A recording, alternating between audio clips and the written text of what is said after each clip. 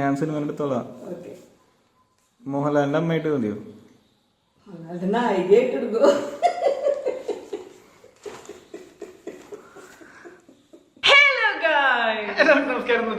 ഗംഭീരമായ ഗൈസ്. അപ്പൊ ഇന്ന് നമ്മൾ വന്നിരിക്കുന്നത് പറയുന്നത് ഒരു സ്റ്റോറി ടെല്ലിംഗ് വ്ലോഗ് ആയിട്ടാണ്.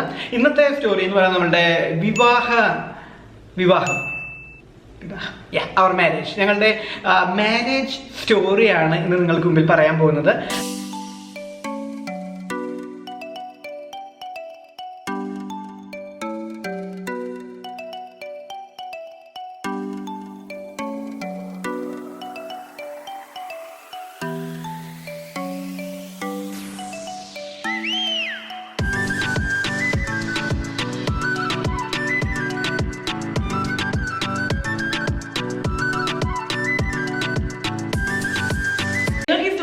സ്റ്റോറി കേൾക്കാൻ ഭയങ്കര ഇഷ്ടമാണെന്ന് അറിഞ്ഞത് കൊണ്ട്, പിന്നെ ഇപ്പോഴത്തെ ഒരു സാഹചര്യത്തിൽ ഇങ്ങനത്തെ കാര്യങ്ങൾ പറയണമെന്നുള്ളത് കൊണ്ടും കൂടിയിട്ടാണ് നമ്മളിങ്ങനെ ഒരു വീഡിയോ ചെയ്യുന്നത്. നീ പുരോഗമിക്കണ്ടല്ലോ കുറെ. എക്സ്ക്യൂസ് മീ, ഞാനൊരു 2.5 വർഷമായിട്ട് ഇങ്ങനെ റിഫൈൻഡ് ആയിട്ടുള്ള ഒരു വ്ളോഗർ ആയിക്കൊണ്ടിരിക്കുന്നു.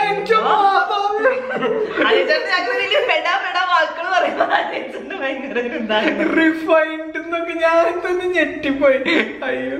ഓക്കെ, അപ്പൊ കഥ നമ്മളിവിടെ ആരംഭിക്കാൻ പോവാണ്. അതിനും എല്ലാവർക്കും ഇന്നത്തെ വ്ളോഗിലേക്ക് അതിഗംഭീരമായ സ്വാഗതം. ഇതിനെയാണ് അഹങ്കാരം എന്ന് പറയുന്നത്. വീട്ടിൽ വെറുതെ ഇരിക്കുമ്പോൾ മാറ്റി കെട്ടിയിരിക്കുക, എന്നാലും ബാറ്ററി പോലും ഇല്ല.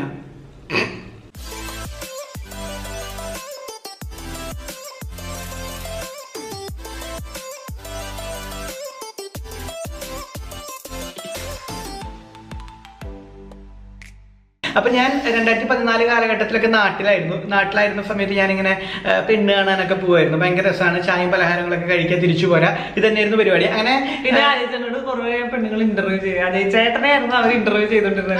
ഇഷ്ടപ്പെട്ട കുസിൻ എന്താണ്, എന്താണ് ഈ കുസിൻ?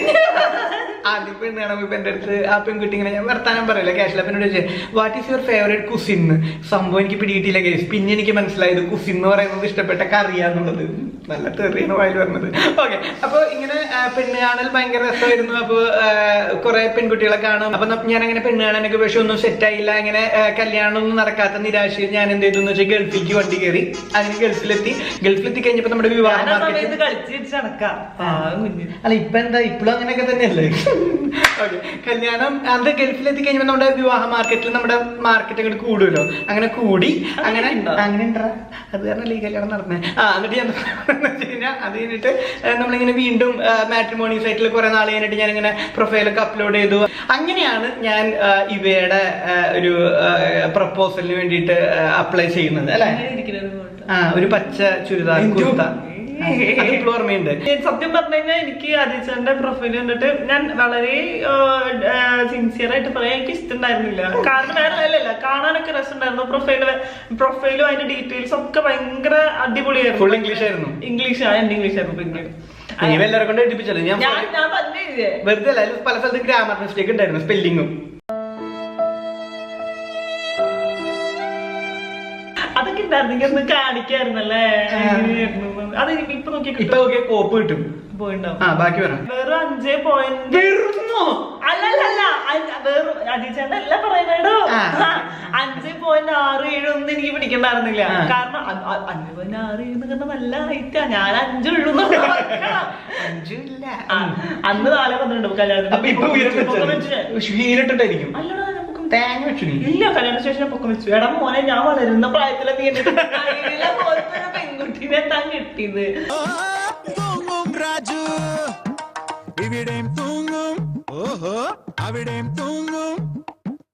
ഉയരം കൂട്ടാൻ തിരക്കായോ? മമ്മിയോടെ കോംപ്ലാനും തരാൻ പറ. എന്റെ ആകെ ഒരു കൺസേൺ കറുത്ത ചേട്ടൻ, ഹൈറ്റുള്ള കറുത്ത ചേട്ടനെ വേണമെന്നായിരുന്നു. എനിക്ക് കിട്ടിയത് അമൂൽ ബേബി പോലെ പൊക്കൂലാത്തൊരു കുഞ്ഞിന്. എന്റെ കൺസെപ്റ്റ് ഇങ്ങനെയായിരുന്നില്ല കേട്ടോ. എന്റെ ഒരു സാധാരണ ഒരു മുടിയൊക്കെ മറ്റേ മെടഞ്ഞിട്ട് സൈഡിൽ നിന്ന് ഇങ്ങനെ ഈരി, ഇവിടെ ഒരു സിന്ദൂരം, പൊട്ട്, കൺമഷി. അതായത് 2ാം വിവാഹമാണ് ആൾക്കാർ താല്പര്യം ഉണ്ടായിരുന്നത്. സിന്ദൂരവും ഇപ്പൊ ഏതൊക്കെ എന്റെ അകത്ത് ടിക്കിടാൻ പറ്റുക. ഇതിലിപ്പോ ടിക്ക് ഇടാനൊരു സ്ഥലമില്ല എന്റെ അകത്ത്. പാദസരം ഇടില്ല, സിന്ദൂരം ഇടില്ല, കുളിക്കാൻ കുളിക്കില്ല, അല്ല കുളിക്കില്ല, പൊട്ട് തൊടില്ല, കൺമഷി ഇടും. കൺമഷിയൊക്കെ തോന്നാനുണ്ട്, മൂടുണ്ട്. ഒന്നും ചെയ്യില്ലടേ, ഒന്നും ചെയ്യില്ല. കമ്മല് വേറെ വീടില്ല. നമ്മള് രണ്ടുപേരും എൻറ്റയർലി ഓപ്പോസിറ്റ് ആണ്. നമ്മൾ പ്രതീക്ഷിച്ച പോലെ ആയിരുന്നില്ല നമ്മുടെ പാർട്ട്നേഴ്സ്. നമ്മൾ വന്നത് അത് കഴിഞ്ഞിട്ട് നമ്മള് എന്താ പറയാ, തുടക്കത്തെ ഒരു വർഷം ഒക്കെ നമ്മളൊന്ന് കോപ്പപ്പ് ചെയ്യാനായിട്ട് സമയം. ഒരു വർഷത്തോളം എനിക്ക് അത് എന്താ പറയാ, അതായത് ഇയാളാറിന്റെ കാര്യം എനിക്ക് എന്താ പുനമ്പില്ല എന്നുള്ളൊരു മൈൻഡായിരുന്നു എനിക്ക്.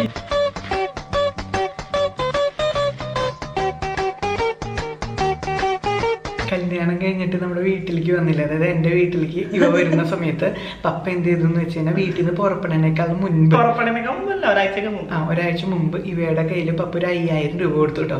എന്നിട്ട് ഇവയോട് പറഞ്ഞു, മോളെ നീ ഇത് കയ്യിൽ വെച്ചോ, എന്തെങ്കിലും കുഴപ്പമുണ്ടെങ്കിൽ ടാക്സി വിളിച്ചിട്ട് വീട്ടിൽ നിന്ന് അങ്ങോട്ട് ഇറങ്ങി വന്നോളാം പറഞ്ഞിട്ടുള്ളൂ വീട്ടിലേക്ക്. അല്ല അപ്പൊ ഇപ്പൊ ഞാൻ ആ കാലഘട്ടം ആലോചിക്കാം. എന്താ പറയാ, എന്തോരം ഇപ്പൊ ആ ന്യൂസ് ഒക്കെ കേൾക്കുമ്പോ ശരിക്കും പറഞ്ഞ നെഞ്ച് പൊട്ടും. എന്തോ ഒരു സ്വർണത്തിന്, പൈസക്ക്, കാറിന് ഒക്കെ വേണ്ടിട്ട് പെൺപിള്ളേരെ ഇങ്ങനെയൊക്കെ ചെയ്യുന്നത് കാണുമ്പോ ഭയങ്കര, അതായത് എല്ലാ പാരന്റ്സിനും മനസ്സിന്റെ ഉള്ളിലുള്ള ഒരു വിഷമവും പേടിയാണ്. സ്വന്തം മക്കള് സേഫ് ആയിരിക്കണം. അപ്പൊ അന്നേ എന്റെ പപ്പ ആലോചിച്ചിട്ട് 5000 രൂപ തന്നിട്ടല്ലോ എന്ന് ഞാൻ ആലോചിക്കാം. അത് ആ ഒരു പേടിച്ചിട്ടേ. അത് ഇപ്പോഴത്തെ എന്ന് പറയാൻ എനിക്ക് ശരിക്കും ന്യൂസ് ഒക്കെ കാണുമ്പോണ്ടല്ലോ, ശരിക്കും എനിക്ക് ഭയങ്കര ഇഷ്ടമാണ് ബേബി ഗേളിനെ. ഞാൻ എന്നിട്ട് അയച്ചനോട് പറയും, എനിക്ക് ഞാൻ ഈ ന്യൂസ് ഒക്കെ വന്നതിന്റെ ഇടയിൽ ഞാൻ പറയായിരുന്നു, ബേബി ബോയ് മതി ചേട്ടാ നമുക്ക്. എനിക്ക് ആലോചിക്കാനേ വയ്യ അങ്ങനെയൊക്കെ ഒരു ഇത് വരുമ്പോ. ആ എന്താ പറയാ, സുചിത്രയുടെ ഒക്കെ അമ്മ കരയണ കാണുമ്പോ എല്ലാവരുടെ കേട്ടോ 3 ന്യൂസ് ഇപ്പൊ വരുന്നുണ്ടല്ലോ, നെഞ്ച് പൊട്ടിപ്പോ. അപ്പൊ ഞാൻ പറയാം, ആൺകുട്ടികളെ നല്ല രീതിക്ക് നല്ല ഇതില് വളർത്തിയാൽ മതി. അങ്ങനെയല്ല, എനിക്ക് അങ്ങനെ എനിക്ക് പെൺപിള്ളേരെ ഭയങ്കര ഇഷ്ടമാണ്. എന്നെ അറിയുന്നവർക്ക് അറിയാം. എനിക്ക് ചിക്കുനൊക്കെ ബേബി ഗേൾ ഉണ്ടായെന്ന് പറയുമ്പോൾ ഞാൻ കരയായിരുന്നു. കാരണം അയ്യോ ഹൗ ലക്കി ദേ ആർ, കാരണം അവർക്ക് ബേബി ഗേൾ ആയല്ലോ, നല്ല അടിപൊളിയായിരിക്കാൻ. എനിക്ക് ഭയങ്കര ഇഷ്ടമാണ് ബേബി ഗേൾ, അത്ര ഇഷ്ടമാണ് ബേബി ഗേളിനെ. അത് കഴിഞ്ഞിട്ട് ഈ ന്യൂസ് ഒക്കെ കേൾക്കുമ്പോൾ എനിക്ക് ആലോചിക്കാനേ, എനിക്കറിയില്ല എങ്ങനെയാ മനുഷ്യന്മാർക്ക് അങ്ങനെ തോന്നണേ. കുറെ പൈസക്കും കുറെ സ്വർണത്തിനൊക്കെ വേണ്ടിയിട്ട് ഒരു ജീവനൊക്കെ ഇങ്ങനെ കളയാ. അല്ലെങ്കിൽ മാനസിക, ഇപ്പൊ അവര് പോട്ടെ, അവര് സൂയിസൈഡ് ചെയ്തതാണെന്നുണ്ടെങ്കിലും അത്രയും മാനസികമായ പ്രഷർ ഉണ്ടായിട്ടായിരിക്കണല്ലോ ഇങ്ങനെയൊക്കെ ഉണ്ട്. അപ്പൊ ഞാൻ എന്നെ കൊടുത്തയച്ച ഇവരുടെ വീട്ടുകാരനെ പറ്റി ആലോചിച്ചു. എന്റെ അമ്മ, ഞാൻ എന്റെ അമ്മ തന്നെ പറയാം, എന്റെ അമ്മ എന്താണ്, അല്ല കഥ ഒരുപാട് ദൂരം. ഇതിപ്പോ നമ്മുടെ വിഷയം നീ ഉദ്ദേശിക്കുന്ന ഈ വ്ലോഗ് എന്തായിരുന്നു നീ പറയണത് എന്താ? അല്ല ഞാനിതിപ്പോ അത് പറയാം, ഇതിപ്പോ അതായിട്ട് തന്നെ എടുക്കാം. നമ്മള് ഇതന്നെ പറയുന്നതായിരിക്കും ഭേദം. കാരണം ഇപ്പൊ എന്റെ അമ്മ തന്നെ ഞാൻ പറയാം, അമ്മ എനിക്ക് എന്തൊക്കെയാണ് സ്വർണ്ണം എങ്ങനെയൊക്കെയാണെന്നുള്ളത് അമ്മയ്ക്ക് സത്യം പറഞ്ഞാൽ ഇപ്പൊ ഇങ്ങനെ വെറുതെ ഈ ഒരു വീഡിയോക്ക് വേണ്ടി പറയുന്നതല്ല, അമ്മയ്ക്ക് അറിയില്ല. എനിക്കറിയില്ല കേട്ടാ, എന്നാലും അവളുടെ കയ്യിൽ എന്തോ ഒരു സ്വർണ്ണം ഉണ്ടാവും. അമ്മയ്ക്ക് ഞാൻ ഒരുങ്ങി നടക്കുന്നതൊക്കെ ഭയങ്കര ഇഷ്ടം. കുറെ സ്വർണ്ണമൊക്കെ ഇട്ട് നാട്ടിൽ വരുമ്പോ അമ്മ പറയൂ, ഒരു മാലയെങ്കിലും ഇട്ടൂടെ. ആദ്യമൊക്കെ തന്നെ കല്യാണം കഴിഞ്ഞ സമയത്ത് 2 മാലയൊക്കെ ഇടിച്ച് വലിയ കമ്മലൊക്കെ എനിക്ക് ഇഷ്ടമില്ലായിരുന്നു. പക്ഷെ ആ പുതുമോടിയാണല്ലോ എന്ന് വിചാരിച്ചിട്ട് മാത്രം അമ്മ പറയണത്. പിന്നെ അമ്മയ്ക്ക് മനസ്സിലായി എനിക്ക് ഇതൊന്നും ഇങ്ങനെ ഇഷ്ടമല്ല. അപ്പൊ എന്നാ പിന്നെ അത് ഊരി ലോക്കറി കൊണ്ട് വെച്ചൂടെ, അങ്ങനെ പറഞ്ഞിട്ട് അതൊക്കെ ഞാൻ എന്നിട്ട് ഊരിയിട്ട് ലോക്കറി കൊണ്ട് വെക്കാ ചെയ്തത്. ഇപ്പൊ അമ്മ ഞാൻ നോക്ക് വെഡിങ് റിങ്, താലിമാല, ഒരു കുഞ്ഞു സർപ്രൈസ് ആയിട്ട് എനിക്ക് മേടിച്ചരാന്ന് പറഞ്ഞിട്ട് കുഞ്ഞു കമ്മൽ, കുഞ്ഞു കമ്മലെങ്കിൽ ഇല്ലടക്കെ പറഞ്ഞ കമ്മൽ. അതല്ല ഞാൻ വേറെ കഴിപ്പട്ടെ, നമ്മൾ പറയാൻ അല്ലല്ല, അത് ഞാൻ പറയണതാണ്. അപ്പൊ ഇപ്പോഴത്തെ ജനറേഷനിലുള്ള പാരന്റ്സിനെ ഞാൻ പറയും, ഇപ്പൊ അവരുടെ ആ ഒരു ചിന്താഗതി നമുക്ക് മാറ്റിയെടുക്കാൻ പറ്റില്ല.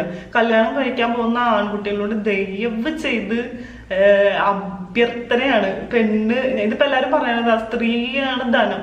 ഇങ്ങനെ കുട്ടികൾ ഇങ്ങനെ പെണ്ണുങ്ങളെ അടിക്കുമ്പോ അവർക്ക് ഒന്നാമത് കല്യാണം കഴിഞ്ഞിട്ടുള്ളത്, നമ്മൾ ആദ്യമായിട്ട് ഇങ്ങനെ മനസ്സുരുക്കി സ്നേഹിക്കുന്ന ഒരാളിങ്ങനെ അടിക്കുമ്പോഴൊക്കെ നമുക്ക് ആ ഒരു നെഞ്ച് പൊട്ടിപ്പോയിട്ടുണ്ടാവും അവരുടെയൊക്കെ. ആത്മഹത്യ ചെയ്തതാണെന്നുണ്ടെങ്കിൽ നെഞ്ച് പൊട്ടി മരിച്ച് പോയതായിരിക്കും. ഇപ്പൊ നിന്നെയാണ് ഞാൻ ഞാൻ എന്റെ വീട്ടിൽ പോയാലും ഉണ്ടെങ്കിലും ഇപ്പോഴും ഇല്ലാട്ടാ, അന്ന് 5000 രൂപയുടെ 200 രൂപ ബാക്കിയുണ്ട്. 200 രൂപ ബാക്കിയുണ്ട് പേഴ്സലുണ്ട്. ഇഞ്ചോ മോനെ പോയി 5 വർഷമായി മാത്രം. നാട്ടിൽ 200 പുട്ടടിക്കണം. അയ്യടാ. അപ്പൊ guys, നമ്മൾ പറയാൻ വന്ന വിഷയം ഇതൊന്നും അല്ല, ആയിരുന്നില്ല. ഇതിപ്പോ അങ്ങോട്ട് ഡൈവേർട്ട് ആയിട്ട് വന്നതാണ്. അതെ, ഈ അപ്പൊ വലിയ എനിക്ക് പറയാൻ- ഇങ്ങനെ പറഞ്ഞോണ്ടിരിക്കുക.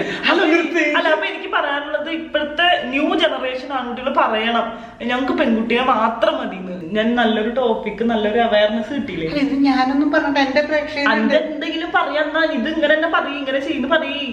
ഈ പറഞ്ഞതൊക്കെ നിങ്ങൾ ചെയ്യും. അപ്പൊ നമ്മുടെ വീഡിയോ അവസാനിപ്പിക്കുന്നു. കൂടുതൽ ഇൻട്രസ്റ്റിംഗ് ആയിട്ടുള്ള നല്ല വീഡിയോസ് ആയിട്ട് നമ്മൾ വീണ്ടും വരും. അതുവരേക്കും എല്ലാവർക്കും എല്ലാവിധ നന്മകളും ഉണ്ടാവട്ടെ. നല്ലൊരു ദിവസം. ബൈ. ആ കൂടും പാവട എന്നെ കൊണ്ടിരുത്തിയത് വേറെന്തോ പറയാന്. പക്ഷെ ടോപ്പിക് ചേഞ്ച്. സിഗ്നൽ എടുക്കോ? ഞാൻ സിനിമ എടുത്തോളാം. ഓക്കെ. മോഹൻലാലിന്റെ അമ്മയായിട്ട് മതിയോ? അത് നായികയായിട്ട് എടുക്കോ?